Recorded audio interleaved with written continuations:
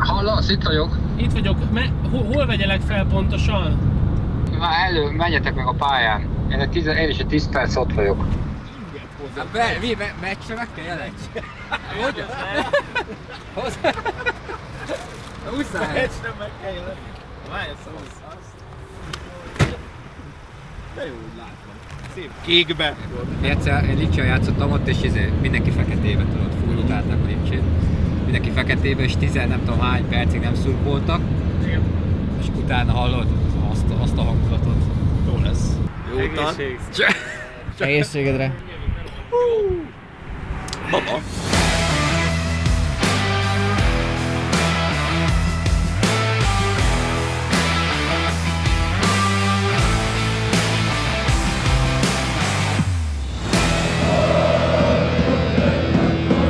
Csüssz mindenkinek, Berlinbe utazunk éppen, amely város egyébként egy anomália az európai futball térképen, mert azon nagyon ritka fővárosok közé tartozik Berlin, amelynek nincsen ilyen országon belüli, vagy mondjuk esetleg nemzetközileg domináns csapata, szemben mondjuk olyan európai fővárosokkal, mint mondjuk London, Madrid, Párizs, Amsterdam, vagy Róma, mondjuk a Rómát, maximum a Juventus meg a Milán szurkolók lehalkítanak, essünk is neki, mert sose érünk oda.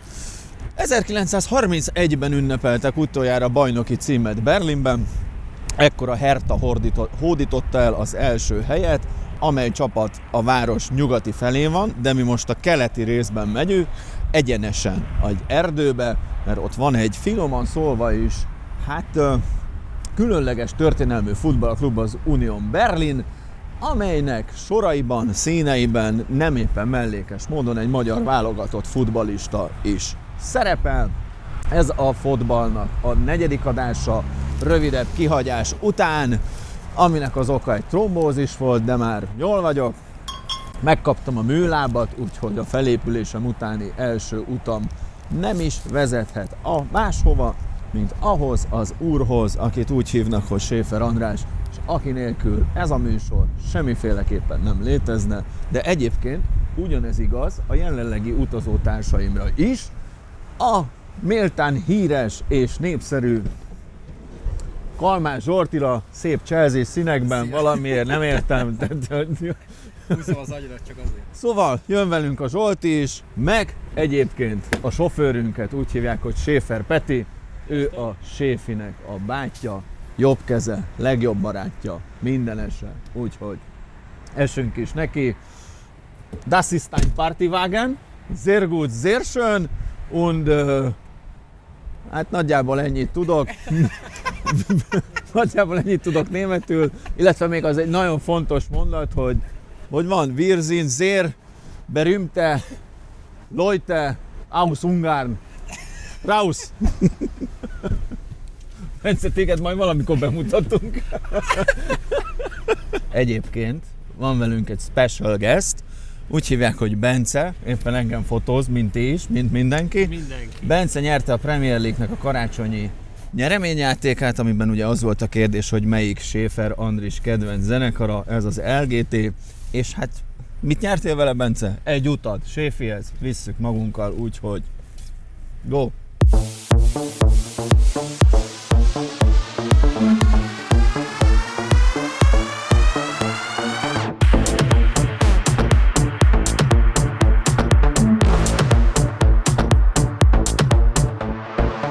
Hát Péter nem lett barátom Berlin eddig.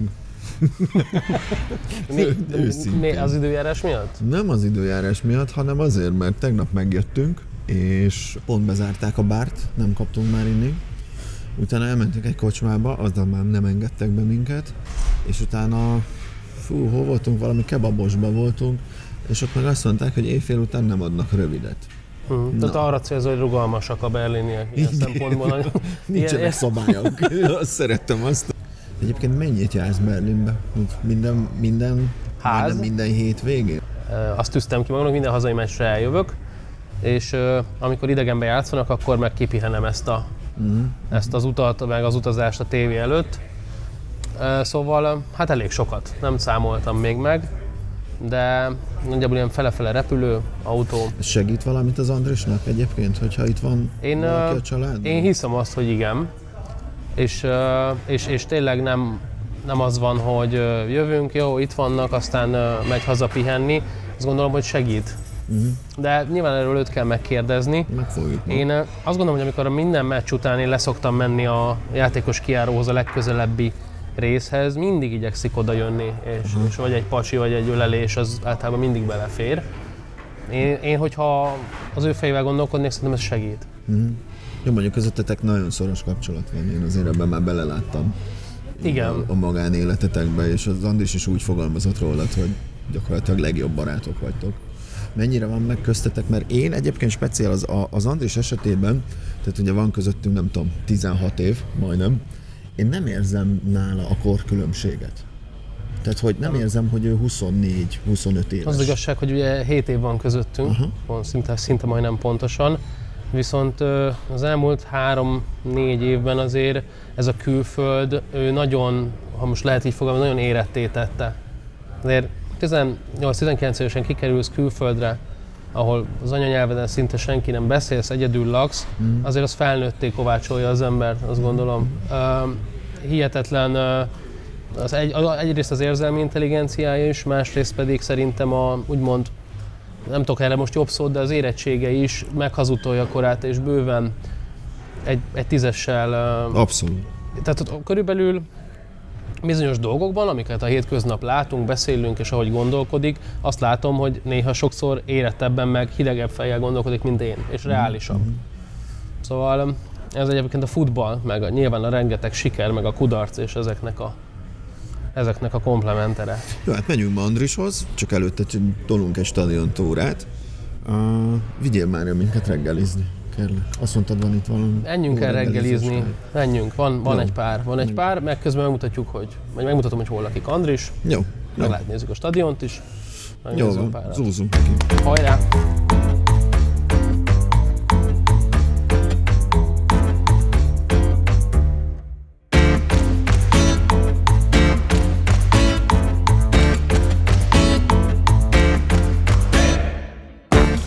Ja, szóval most megreggelizünk, utána végre valahol megpróbálok egy jégert szerezni magamnak. Meg nektek is, ha gondoljátok, Sajnos Petinek nem lehet. Utána meg megyünk a stadionba, és Jacob Sweetmannel fogunk interjúzni, aki mindent elmond nekünk az Union Berlinről, amit csak tudni lehet, ő egy germán futball historián, és több filmben már lehetett őt látni. Úgyhogy a miénkben is szerepel. Persze. Andris elintézte ezt is. Úgyhogy végigmegyünk az Unionnak a stadionján. Ha végre kapok már egy reggelit, meg egy Jägermeister. Always angry man, back again.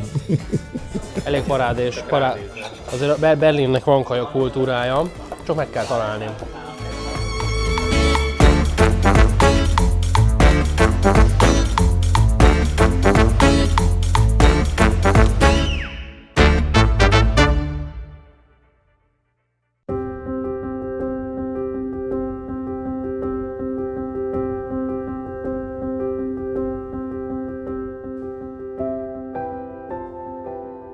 Tell us everything. Take your time. Yeah, no problem. Easy. This is not your first time, I guess. This is not my first time. You're Arsenal fans? Oh dear, oh dear. I've lived here for 17 years. 17 years? Yeah. And I fell in love. And my wife fell in love as well, fortunately, and we loved it immediately. And I just wanted to go to the football. And I looked in the newspaper and it said Union Berlin are playing at home. It's the first day of the Regionalliga Nordost season. Yes. And I came along. And I bought my first season ticket about 2 weeks later. And I've been coming ever since. Every game? Every game. And then a couple of years ago, I started working here and I do everything English here. So I write match reports. That's my desk. Wow. On match day. On the look at that. How do you get home there? There's a ladder somewhere. Oh, there. Union were established as a club back at the turn of the 20th century in Oberschöneweide, which is actually basically it's the next district along this way. It was heavily industrial and it was booming at the beginning of the 1900s, Oberschöneweide. And so we moved out to the forest, to a little pitch here. It's called the Stadion an der Alten Försterei, the stadium at the old forester's house, because there is an old house just on the other side still over there. That was where the guy who looked after the forest lived. Really? Yeah. And so, so the stadium is his house.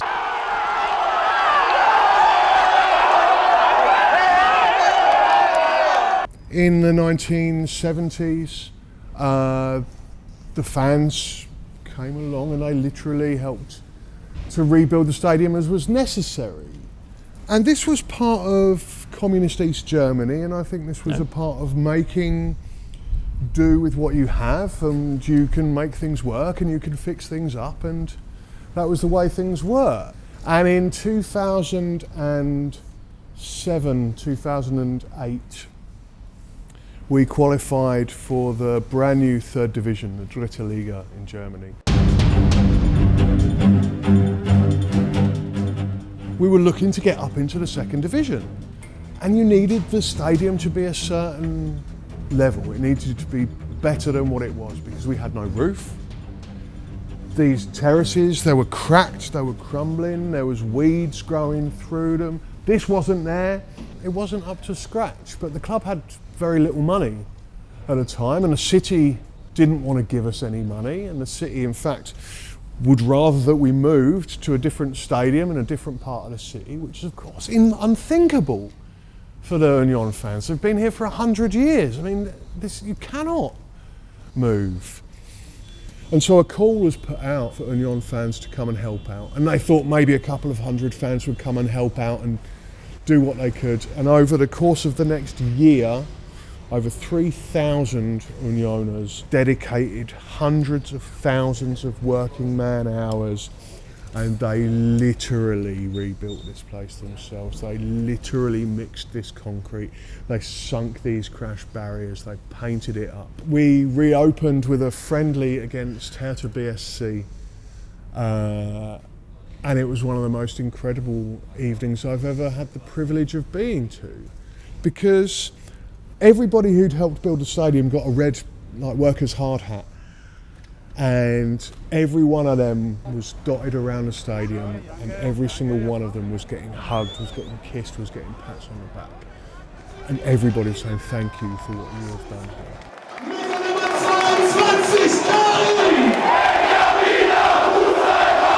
Once again, Union were threatened with insolvency, and in Germany, if you donate blood, then you'll get paid for it.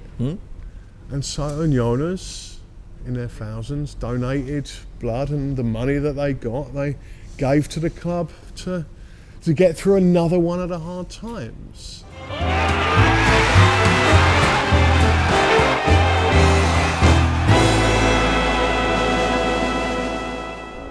That was remarkable, man. They turned it into a living room. Yeah. You know, they called it the living room. But the thing is, it was like an East German living room. So, you know, with the yellow wallpaper and the sort of, and people were asked. They brought their own sofas and they put them on the pitch. And It's so unique. It's so unique, and it's so Union, you know, because this is their living room. And this is the thing about this club.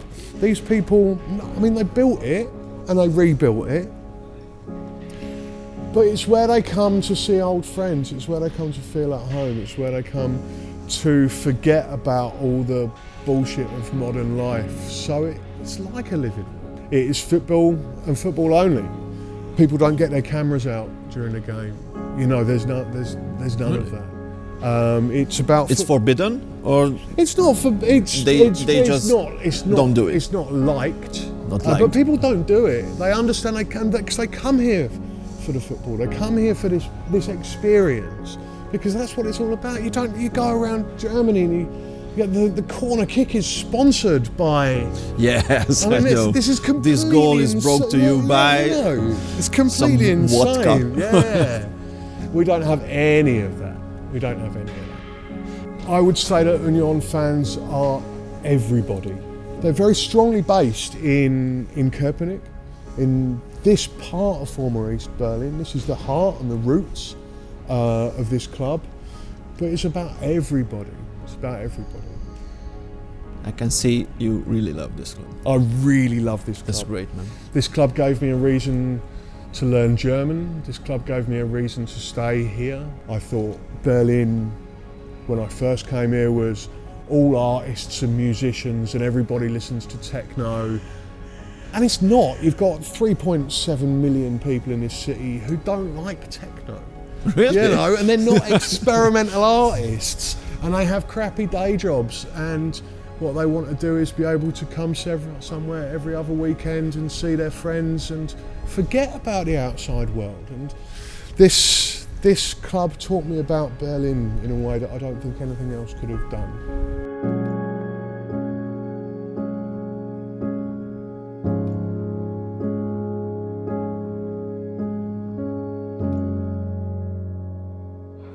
Szevasz! Gyere, hogy vagy? Hello. Ciao. Hello. Szevasz. Szia, Andris. Kértek, fogadmosom meg após küldött kolbászt, és jó fajtát! Kértek kávét? Tessék, boldog születésnapot, nem is tudtam születésnapot. Köszönöm. Vazeg. Hozzatok a kávét, elfelejtettem. Szia kis cica, hát még Sziasztok! Kávégépet majd kipróbálom? Nem. Ha már kávé, hoztam egy kis ajándékot. Ó, köszönöm. Utolsó percben derült ki, hogy mármint számomra, hogy kávéfan vagy, úgyhogy egy kis magyar kávét Ó, hoztam. köszönöm. Ennyit tudtam szerezni. Na jó, akkor kipróbáltad, köszönöm szépen. Akarsz csinálni egyet? Hát már csak kipróbálom felügyelettel. Csinálj egy drága kuplát. Hát akkor csak oda rakod, oda tartod. Ez ki van mérve akkor. Aha. figyelj ezt. Megy a víz. Jó. Séfim. Gábor? Finoman szólva, és fura ez a szituáció így. Igen, szóval. Figyelj, életem első interjúja, tudjál róla.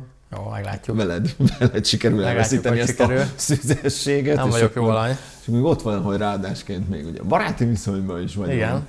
A te lakásodban lakom, hol az a főbérlőm is te vagy, hol az egyikben, hol a másikban. Ott veszük fel nálad ugye a podcastünket.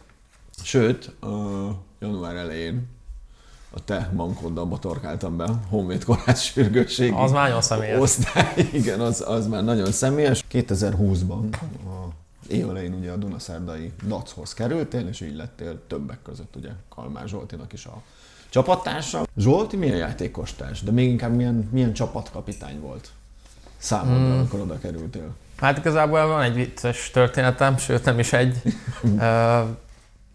Emlékszem, hogy pont visszajöttünk az edzőtáborból, és én akkor még Budapest és Dunaszerdahelyi között ingáztam, még nem költöztem át Győrbe. Néha Budapesten aludtam, néha Dunaszerdahelyen, és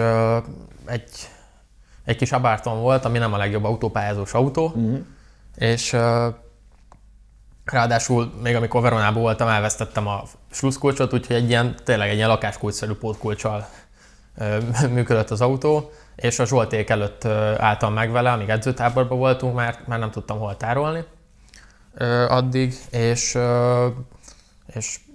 a hátsó kerékre raktam a pótkulcsot. Amikor visszaértünk az edzőtáborba, akkor láttam, hogy nincs nagy baj, mert az autó ott van, el nem lopták, de a pótkulcs sehol nem volt. Úgyhogy azt hittem, hogy lefújta a szél, de nem. Zsolt egyik szomszédja bevitte, csak hát hajnali 2-kor. Azt már ugye nem lehet becsöngetni körbe a házba, hogy amúgy kirakta el. És Zsolti egyből azt mondta, akkor kb. Egy hete ismertük egymást, és azt mondta, hogy tessék, itt van, vidd az én autómat. Tehát Zsolti az ilyen csapattárs volt. Hogy hatalmas szíve van Zsoltinak. Abszolút. Amióta tehát ismerem, az első dolog, amit megtanultam róla. Igen, tehát gyakorlatilag egy idegennek odaadta, tegyük hozzá, nem rossz autóját, és nyugodtan engedett vele 2 napra, hogy menjek bele Budapestre. Úgyhogy tényleg az nekem egy ilyen nagyon kellemes meglepetés volt. A klub történelemben szerintem Dunaszerdahelyen ő már elérte ezt a legenda, fél legenda státuszt, ezért is azért nagyon respektálták őt a Na, játékosok. ők nem jó szívvel engedték el. Azt láttam, tudom. igen. Azt tudom. Mondhatjuk azt, hogy a 2021-es EB-n robbantált be úgy igazán a magyar focis köztudatba? Te voltál annak az EB-nek ugye az egyik felfedezetje, és teljesen véletlenül mi is azon a nyáron ismerkedtünk meg, ami egy szánalmasan vicces sztori, mert nagyon csúnyán beégtünk, egyszerűen nem hittük el a saját kocsmánkban, ott álltál előttünk. Hát konkrétan ki akartatok dobni minket. Hát volt, igen. Hiába volt foglalásotok, akkor szóval a második újranyitása volt a Covid időszaknak, és egyszerűen meg sem fordult a fejünkben, hogy te állsz ott. Én úgy voltam vele, hogy komolyan, valaki azt kéri a legény bucsán, egy Arsenalos kocsmába menjen. Mert a Palinak, igen. Igen. Jó. Akkor lementünk, a KSV most nyilván legény bucson, azért szerintem nekünk élsportolónak is megengedett az alkoholfogyasztás, pláne egy EB után holt szezonban. Nem kértetek engedélyt. Igen, Zsolti már így nézte a tévét, nem tudom milyen meccs volt, de fél méterről nézte a tévét, vagy a kivetítőt, én csocsóztam, aztán gyakorlatilag az volt, hogy ti megfogtátok a fejeteket, és még kell bejönni, ide fogyasztani. Igen, hát ez egy vasárnapi nap volt. Hát 3 nappal ugye a németek ellen szerzett gólod után. Tehát meg sem fordult a fejünkbe, hogy te az a Schäfer Andriss vagy egyáltalán te vagy, az csak aztán ugye a társai szóltak, hogy hello, ébresztő.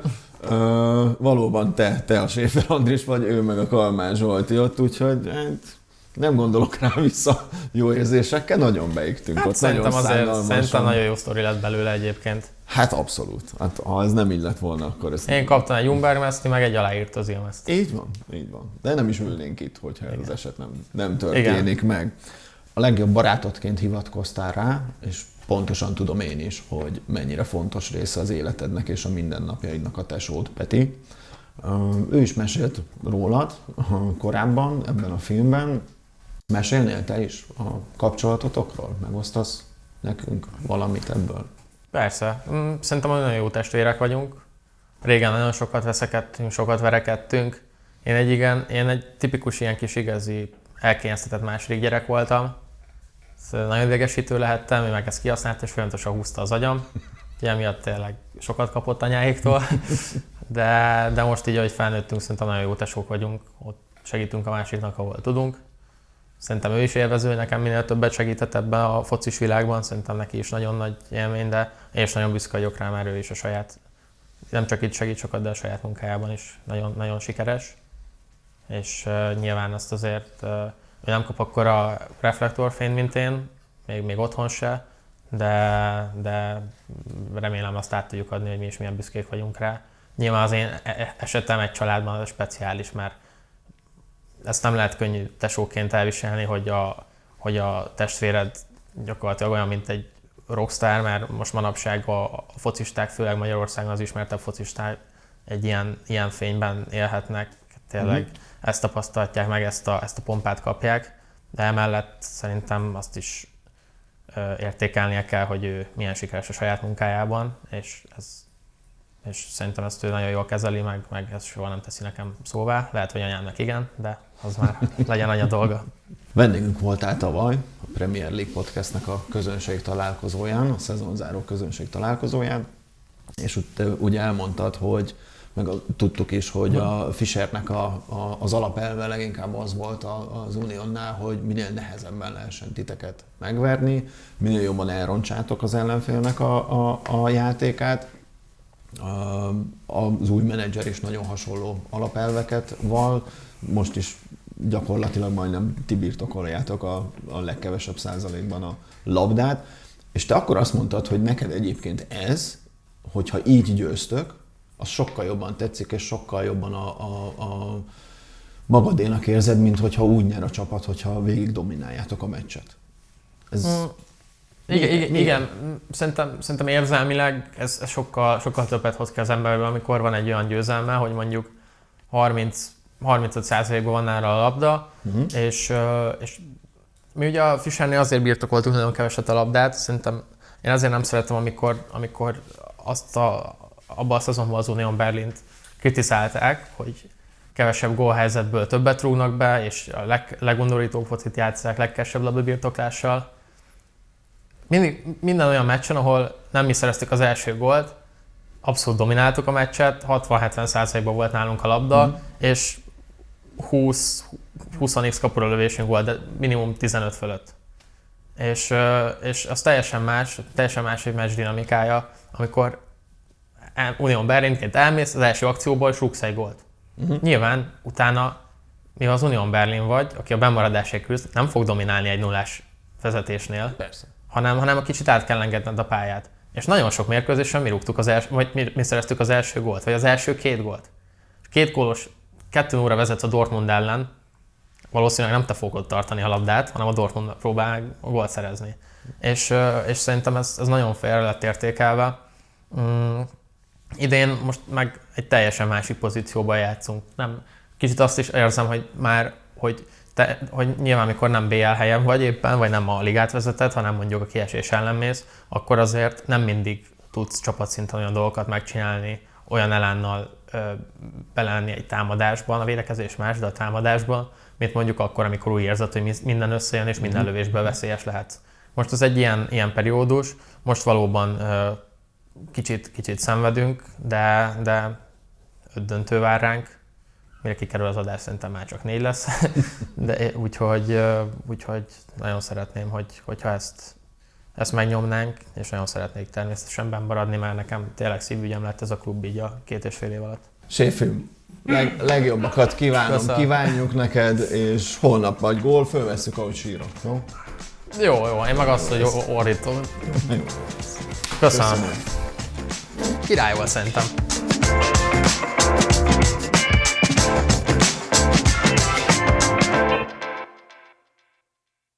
Fotball, 4. adás. Nem tudom tovább a Gabi beköszönőjét, mert nehéz helyzetbe hozott, hogy a tegnapi Jéger adagját pihenni a szállodába. Szóval így most rendező, meg forgatókönyvíró, meg producer nélkül kellene beszélnünk a tegnapi napról, meg a mai napról, meg úgy amúgy Berlinről.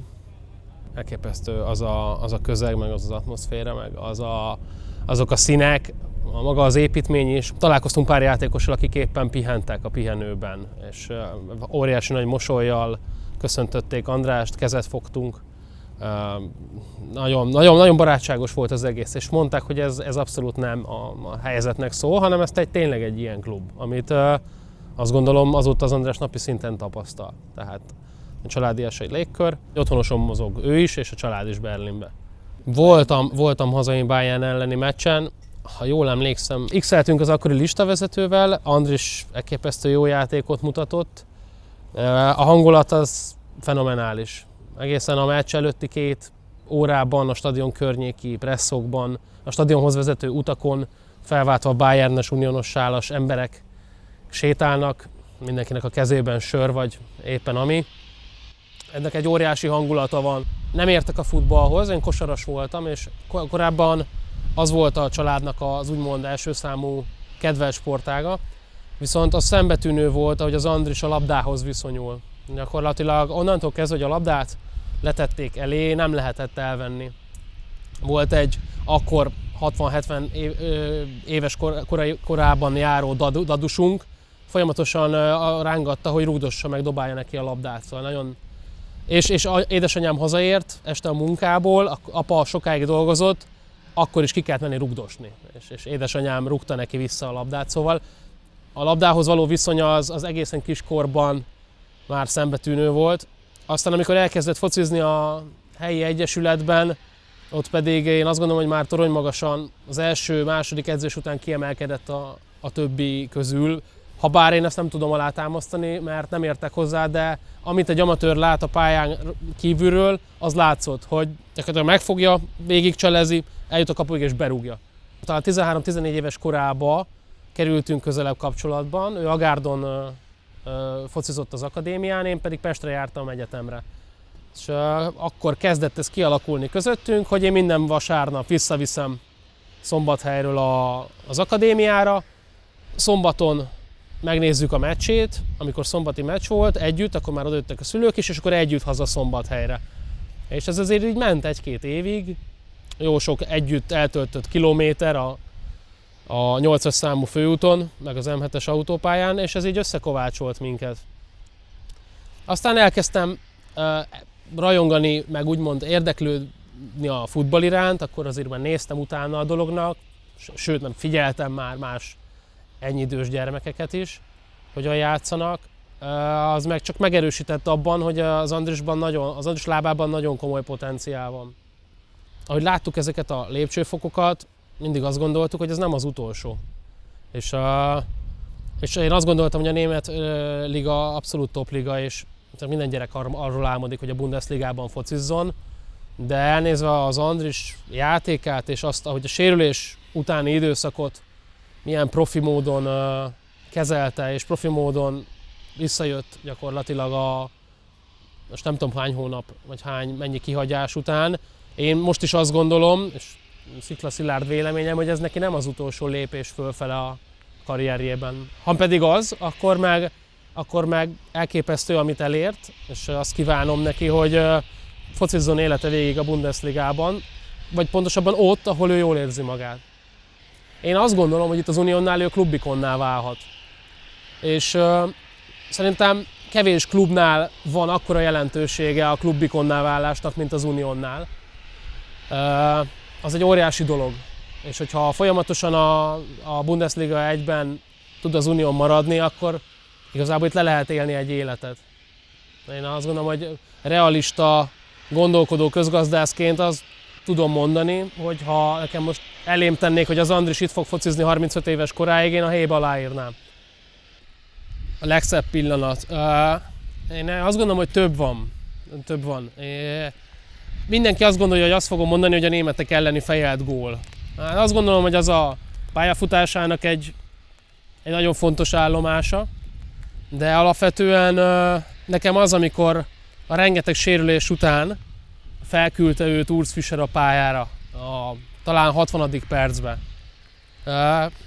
Az egy hihetetlen érzés volt. Én nem gondoltam volna, hogy olyan hamar eljön az a pillanat, és hogy kibírja addig mentálisan és fizikálisan, és hogy eljusson odáig, és eljutott. Most is majd mindjárt elbőgöm magamat, de hát akkor nagyon bőgtem. Nem nagyon tudtam visszatartani, de most is kijön, bazzeg.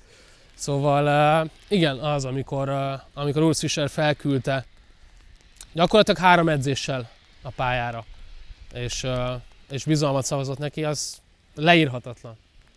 És persze volt gólja, gólpasszal, győztes meccs, angolok elleni meló, amit letett a pályán, nekem ez. Ettől még az ég is elérzékenyült, és az ördög is elkezdte verni a feleségét. Szóval szerintem menjünk a buszhoz, és keltsük fel a részegeket.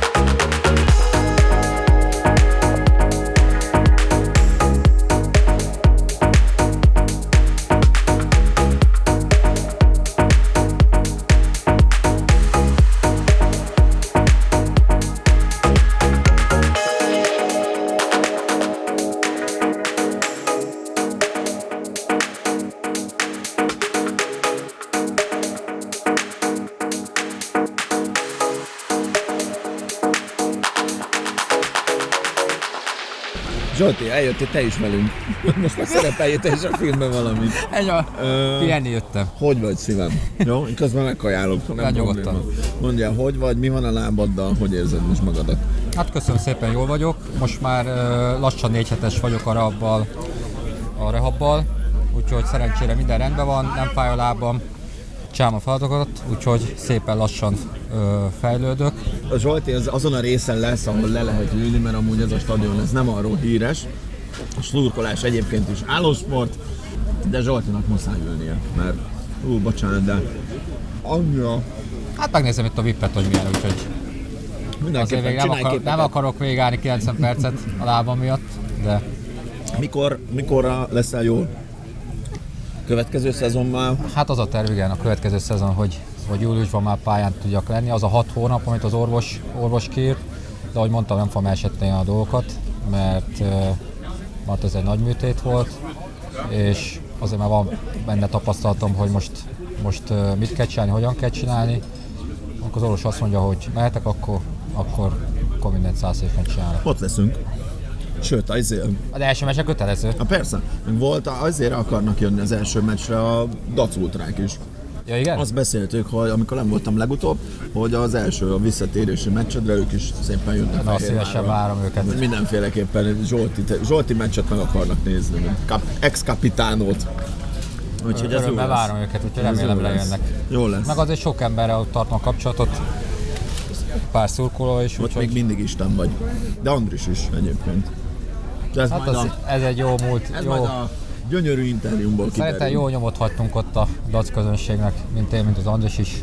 Sok élményt szereztük nekik, úgyhogy ez abszolút. Fociban ez a legfontosabb. Így van. Hogy onnan eljössz, ott azért szépen emlékeznek rád. Milyen stadionhoz megyünk, mondd el? Hát nem tudom, de már sokan mondták, hogy én itt gólpaszt adtam. 10 évvel ezelőtt egy lett a meccs. Hanyadik percben? Hát 70 valamennyi, de azt pontosan nem tudom. De csereként álltam be. Az volt az első meccsem itt. Pokoli hangulat volt, de szerintem most is az lesz, úgyhogy nagyon várom már, de nagyon jól érzem magam itt Berlinbe, főleg veletek. Jó hangulat van. Jössz majd velünk még túrázni? Hát figyelj, ha meghívtok, akkor jövök.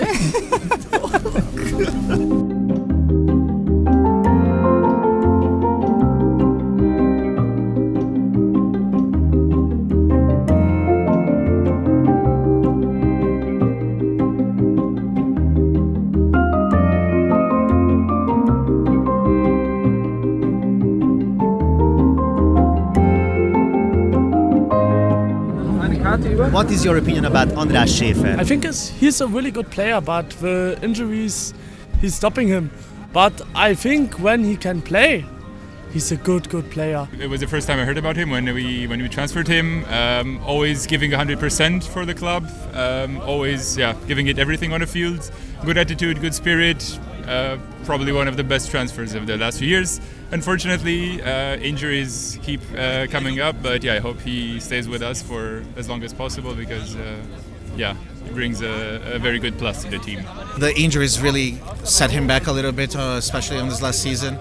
But this warrior spirit and keep coming back is exactly what I admire about him and why I like him at Union so much. I think it fits the theme and what the club stands for. It's just not giving up and just continue, keep fighting, doesn't matter what happens. So that's why I like Schaefer a lot.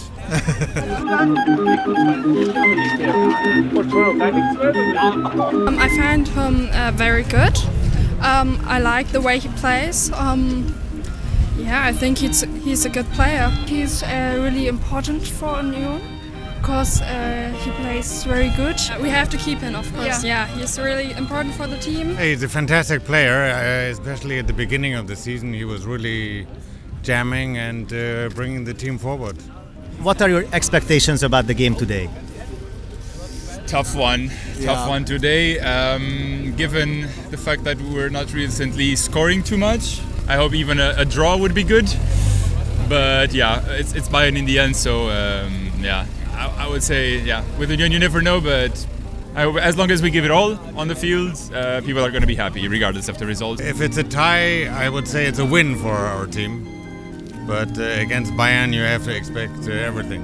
A draw against Bayern is always a good thing. So if it's a low-scoring game, 1-1, you see a lot of battles in the field. I think it's already very satisfying to see.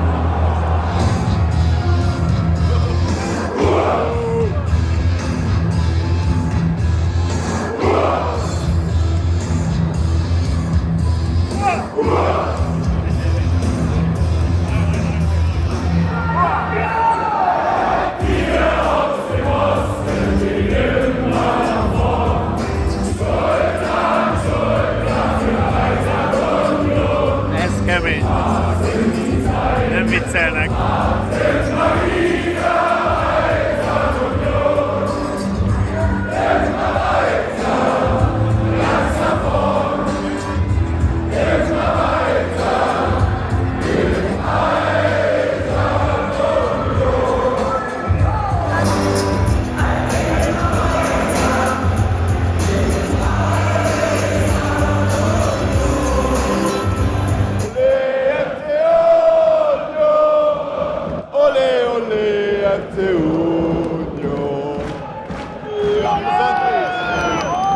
De szép fiú az Andriss.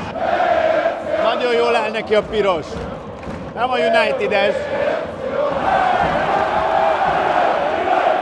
Nagyon jó ez a hely.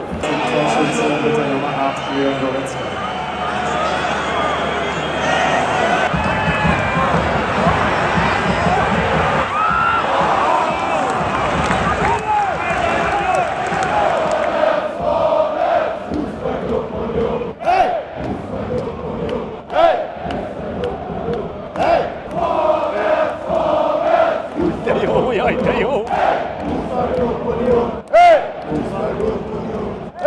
FC Union!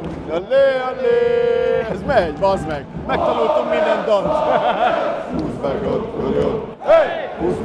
Union! Fußballgruppe Union!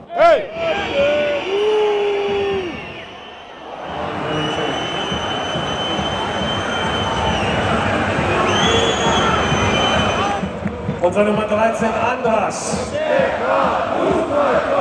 Unser Nummer 16 Benedikt. Und niemals vergessen. 61. Spielminute, Tor für unsere Gäste vom FC Bayern. Torschütze mit der Nummer 39, Francis Zell.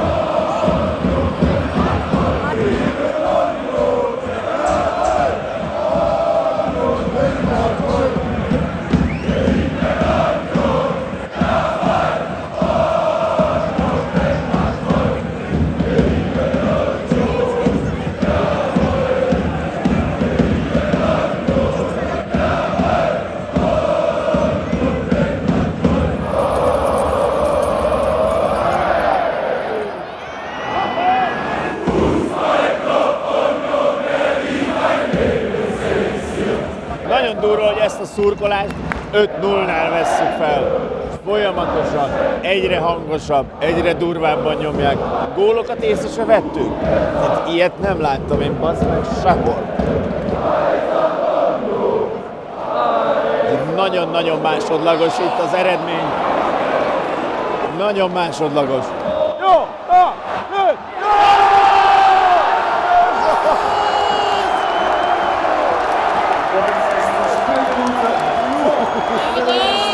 Union Berlin.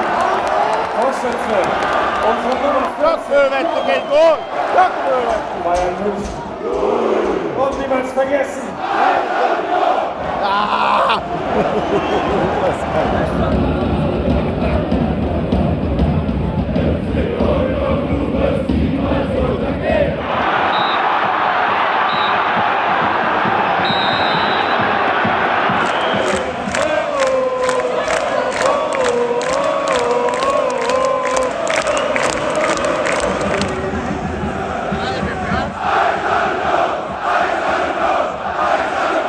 Und niemals vergessen!